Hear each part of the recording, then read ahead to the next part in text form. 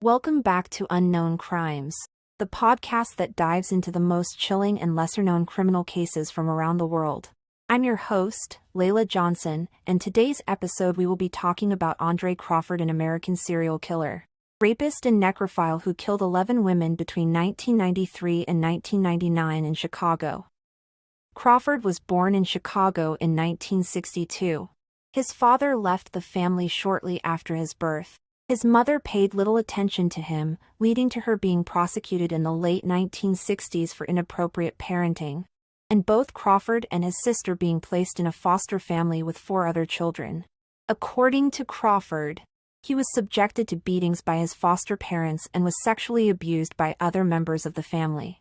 He also claimed that, as a teenager, he ran away from home and sought out his biological mother's relatives, who later went on to sexually abuse him and forced him to prostitute himself. However, this hasn't been proven, and his sister, adoptive parents, and other relatives denied the claims. Crawford's adoptive father said that his son became addicted to drugs in the mid-1970s. As a result, Crawford dropped out of school at the age of 17 due to his addiction.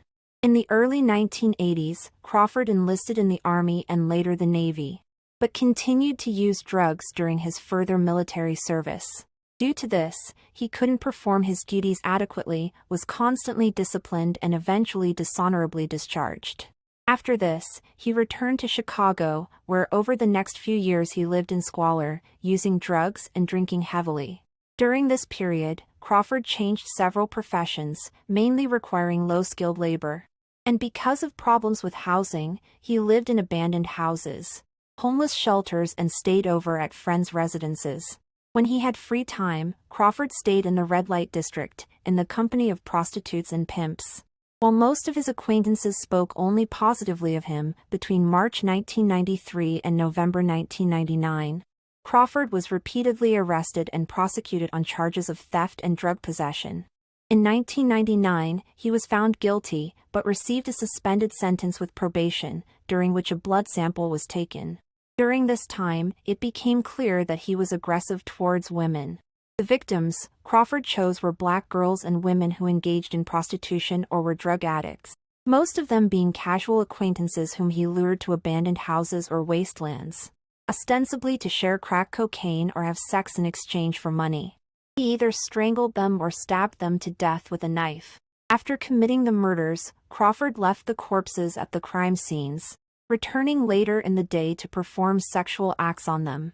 All of the killings occurred in Chicago's Englewood neighborhood, which is known for its high rates of violent crime.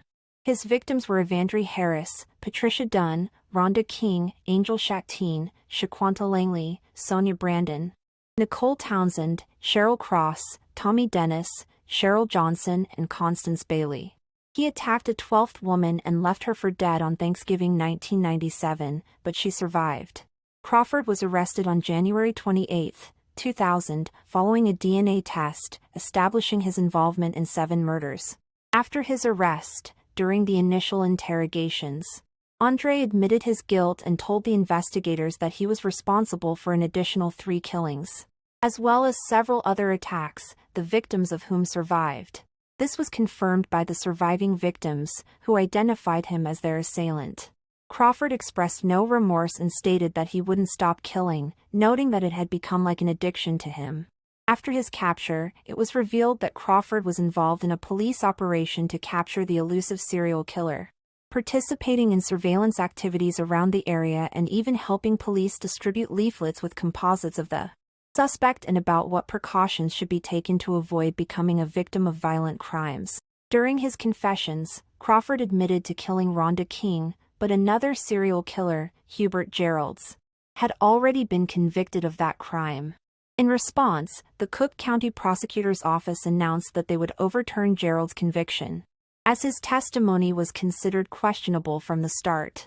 Subsequently, Geralds was exonerated of the King murder, but remained incarcerated, as the DNA test established his guilt in the other 5 murders he was convicted of. All of the crimes were committed in the Englewood neighborhood, where, at the time, at least one other serial killer, Hubert Geralds, was active. Geralds would later falsely confess to a murder actually committed by Crawford. Crawford's trial was delayed until mid-November 2009.